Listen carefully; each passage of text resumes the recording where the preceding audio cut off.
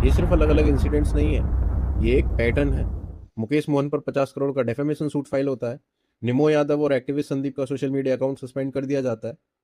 Greater Kashmir और rising Kashmir जैसे media house को शटडाउन कर दिया जाता है। 4 PM जैसे यूट्यूब चैनल्स बंद हो जाते हैं। नेशनल दस्तक और पॉलिटिक्स के पेज फेसबुक से हटा दिए जाते हैं। और ना जाने कितने ही इंडिपेंडेंट क्रिएटर्स की आवाज दबा दी जाती है बिना किसी एक्सप्लेनेशन के, बिना किसी नोटिस के। 2025 में सोशल मीडिया प्लेटफॉर्म एक्स ने खुद कंफर्म किया कि इंडियन गवर्नमेंट के ऑर्डर पर 8,000 से ज़्यादा अकाउंट्स ब्लॉक कर दिए गए।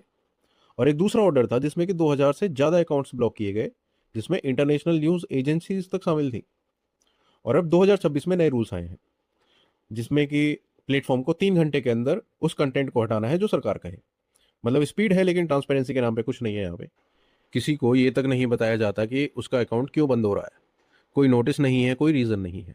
नेचुरल जस्टिस का बेसिक प्रिंसिपल होता है राइट टू बी हर्ड, वो प्रिंसिपल ही खत्म हो रहा है।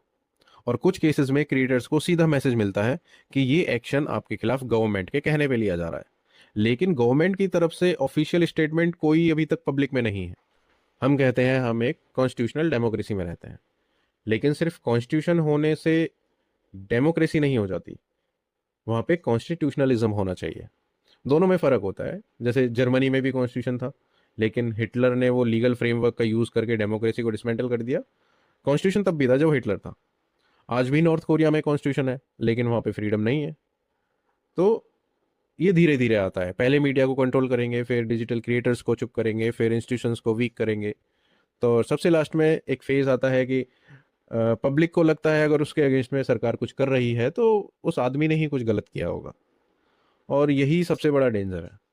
सवाल ये है कि बार बार वही आवाज़ें क्यों टारगेट होती हैं जो अनकंफर्टेबल क्वेश्चन करती हैं। क्यों वो लोग जो अकाउंटेबिलिटी मांगते हैं उनको सिस्टमेटिकली साइलेंस कर दिया जाता है। क्योंकि जब सवाल पूछने वाले खत्म हो जाएंगे तो डेमोक्रेसी का नाम ही नहीं रहेगा।